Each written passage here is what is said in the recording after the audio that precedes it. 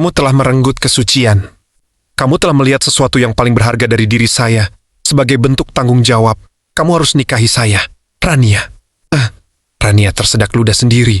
Matanya membulat, hampir melompat dari kelopaknya. Nikah. Pak, saya cuma melihat. Itu tidak sengaja.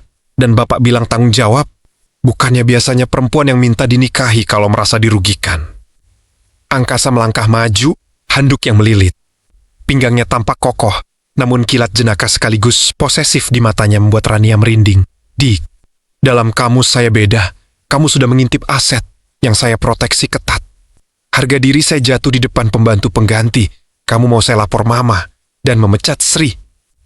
Skakmat, nama Sri disebut, yaitu pembantu asli majikannya yang digantikan sementara oleh Rania, dan nyali Rania langsung menciut. Tapi menikah itu berlebihan, Pak. Saya bahkan belum tahu warna favorit Bapak. Masa tiba-tiba harus jadi istri? Langgar, sergah Rania, mencoba mencari logika di tengah kegilaan ini. Angkasa menyeringai tipis sebuah ekspresi yang membuatnya terlihat 10 kali lipat, lebih tampan sekaligus menyebalkan. Warna favorit saya hitam. Sekarang kamu sudah tahu satu hal, sisanya bisa kamu pelajari sambil mencuci baju-baju saya.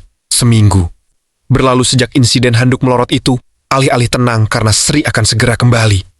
Rania malah semakin merasa terbebani. Angkasa benar-benar menjalankan ancamannya, bukan menyeret Rania ke pelaminan sungguhan. Tapi dia menjadikan Rania sebagai asisten pribadi 24 jam. Rania, kopi saya kurang manis? Teriaknya dari ruang kerja. Rania berlari kecil membawa stoples gula. Ini, Pak, tambah sendiri. Dia menatap Rania datar. Tangan saya sedang mengetik aset perusahaan. Kamu kan sudah terbiasa melihat aset yang lain. Masa menambah gula saja tidak bisa?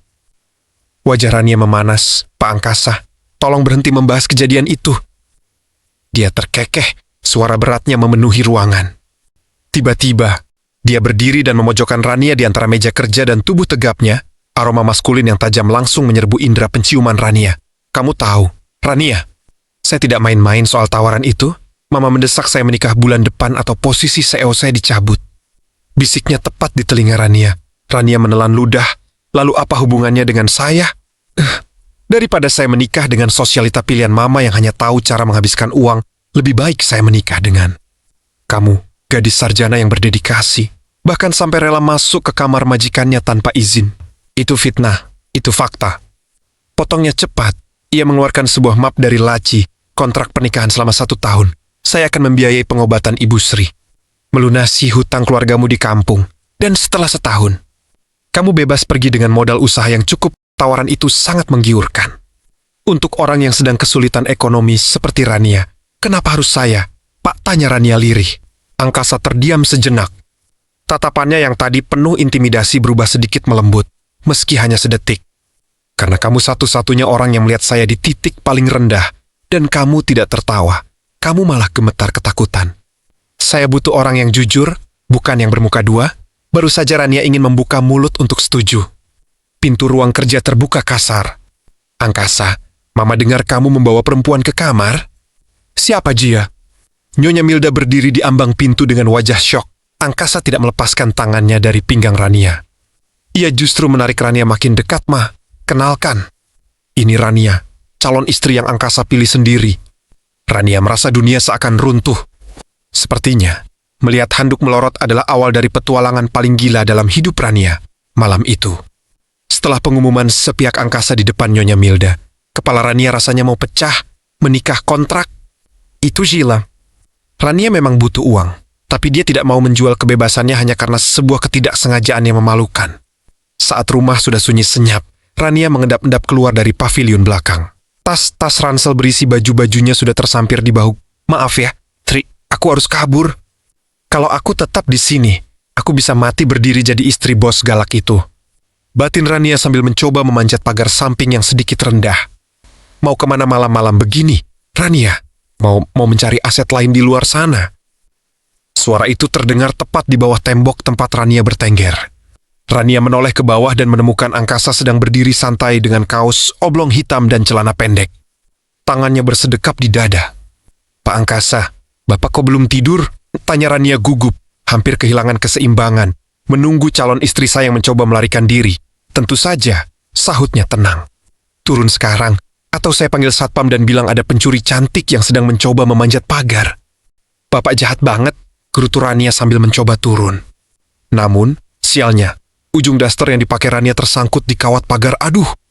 Rania terpekik saat tubuhnya kehilangan tumpuan. Rania memejamkan mata, bersiap mencium rumput tanah dengan keras. Namun, rasa sakit itu tidak pernah datang. Sebaliknya, Rania merasakan sepasang lengan kokoh menangkap tubuhnya dengan sempurna. Rania membuka mata perlahan dan langsung disambut oleh wajah. Angkasa yang hanya berjarak beberapa senti dari wajahnya, suasana mendadak hening. Hanya ada suara jangkrik dan detak jantungnya yang berpacu seperti genderang perang. Tatapan angkasa yang biasanya tajam, kini meredup, mengunci mata Rania dengan cara yang membuat lututnya lemas.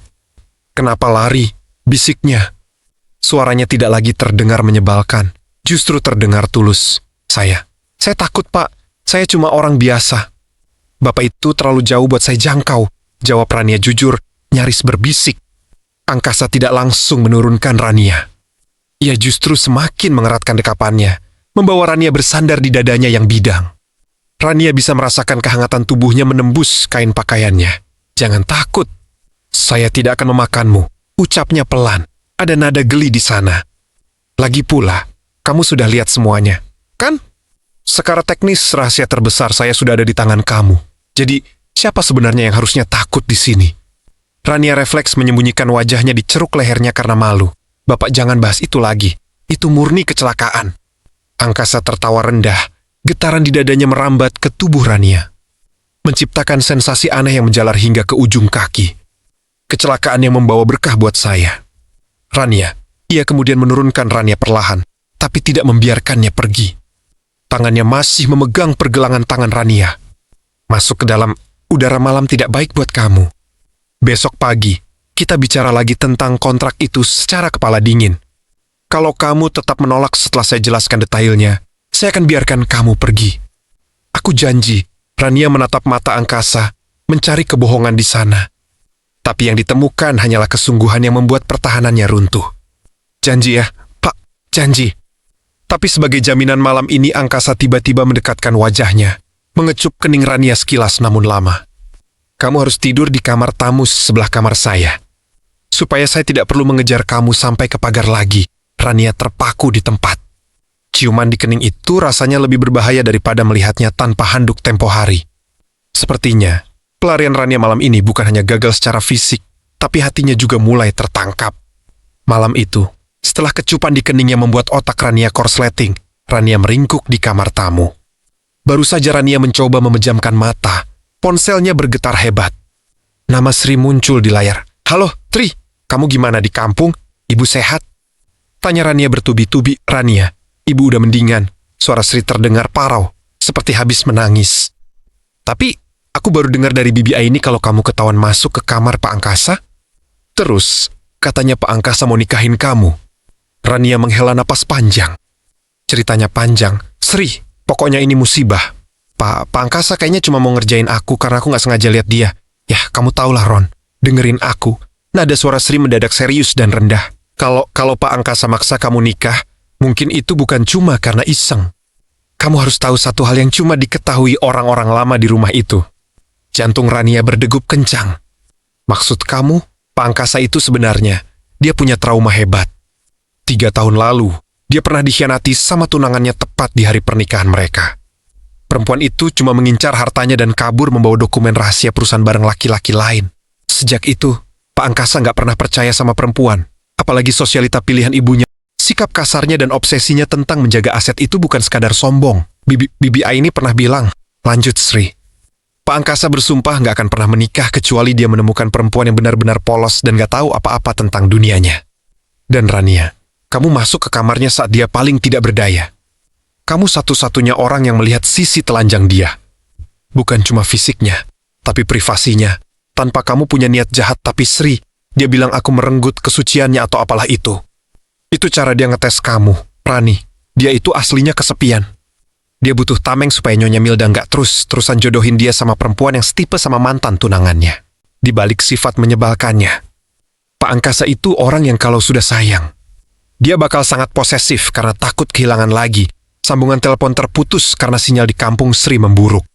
Rania menatap langit-langit kamar dengan perasaan campur aduk. Tiba-tiba, pintu kamar Rania diketuk pelan. Rania membukanya dan mendapati Angkasa berdiri di sana. Ia sudah berganti pakaian dengan piyama sutra.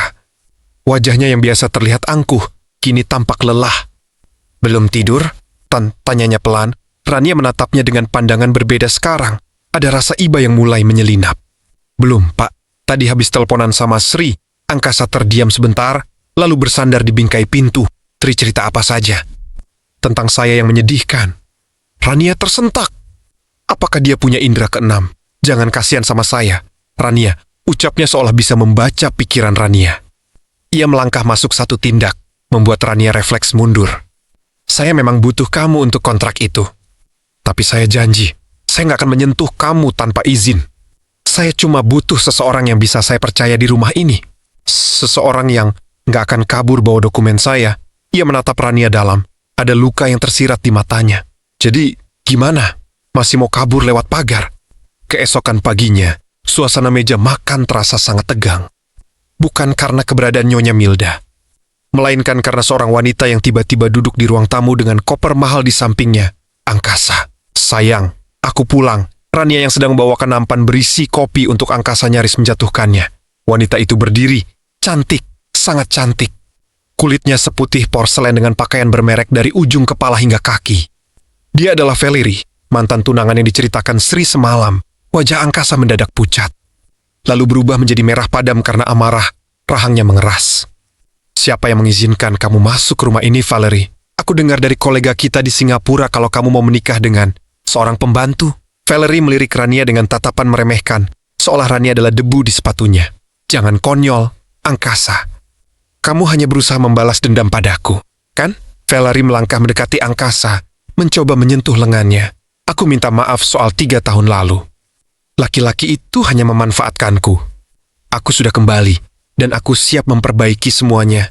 Rania merasa seperti orang asing di tengah drama kelas atas ini. Rania hendak berbalik kembali ke dapur, merasa tempatnya memang bukan di sini. Namun, sebelum Rania sempat melangkah, sebuah tangan besar menarik pinggang Rania dengan posesif. Angkasa menarik Rania ke dalam dekapannya, lebih erat dari malam sebelumnya. Kamu terlambat, Valerie. Sangat terlambat, suara Angkasa terdengar dingin dan tajam seperti belati. Kenalkan, ini Rania. Dia bukan pembantu yang kamu maksud. Dia adalah calon istriku, wanita yang jauh lebih berharga daripada semua dokumen perusahaan yang pernah kamu curi. Valerie tertawa sinis. Kamu pikir aku percaya? Lihat dia, Angkasa. Dia bahkan tidak tahu cara memakai dress yang benar. Kamu hanya sedang bersandiwara. Tiba-tiba, Angkasa menunduk ke arah Rania. Rania, tolong bantu saya meyakinkannya. Belum sempat Rania berucap, Angkasa membungkam bibirnya dengan ciuman yang lembut namun penuh penekanan. Bukan ciuman di kening, tapi ciuman yang benar-benar menegaskan kepemilikan. Mata Rania terbelalak. Seluruh dunianya serasa berhenti berputar. Setelah beberapa detik yang terasa seperti selamanya, Angkasa melepaskan Rania dan menatap Valerie dengan senyum kemenangan. Masih pikir saya bercanda? Sekarang silakan keluar, atau saya panggil keamanan untuk menyeretmu seperti sampah. Valerie menghentakkan kakinya, lantas meraih tasnya, dan pergi dengan wajah merah padam. Setelah pintu tertutup keras, Angkasa segera melepaskan tangannya dari pinggang Rania. Ia membelakangi Rania, napasnya memburu. Maaf, Rania, saya terpaksa melakukan itu supaya dia pergi. Ucapnya dengan suara serak. Rania menyentuh bibirnya yang masih terasa hangat. Pak, Bapak beneran cuma akting. Angkasa berbalik, menatap Rania dengan tatapan yang sulit diartikan. Kalau saya bilang itu bukan sekadar akting, apa kamu bakal tetap mau lari lewat pagar malam ini? Setelah kepergian Valerie, Nyonya Milda masuk ke kamar Rania dengan wajah dingin. Ia meletakkan selembar cek bernilai 1 miliar rupiah di atas meja. Ambil uang ini dan tinggalkan putraku. Kamu hanya pembantu. Rania, Angkasa butuh pendamping yang sepadan seperti Valerie untuk mengamankan posisi perusahaan. Bukan gadis kampung sepertimu, ucap Nyonya Milda tajam. Rania menatap cek itu, lalu menatap Nyonya Milda dengan tegar. Maaf, Nyonya. Saya mungkin miskin, tapi saya punya harga diri. Saya akan pergi, bukan karena uang ini. Tapi karena saya tidak ingin menjadi beban bagi Pak Angkasa. Rania mengemas barangnya dan keluar lewat pintu belakang. Namun, di gerbang utama, sebuah mobil mewah sudah menghadang.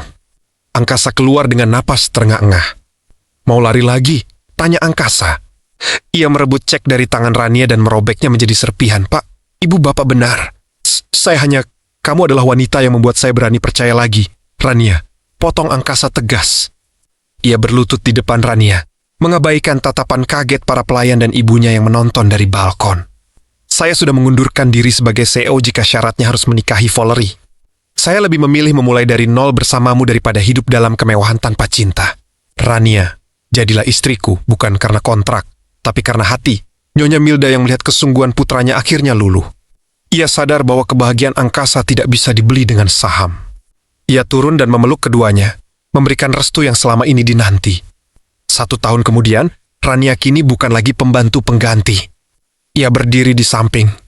Angkasa sebagai istri sah sekaligus lulusan S2 yang membantu suaminya membangun perusahaan baru sambil memandangi. Matahari terbenam di balkon rumah baru mereka. Angkasa berbisik nakal. Ingat kejadian handuk itu?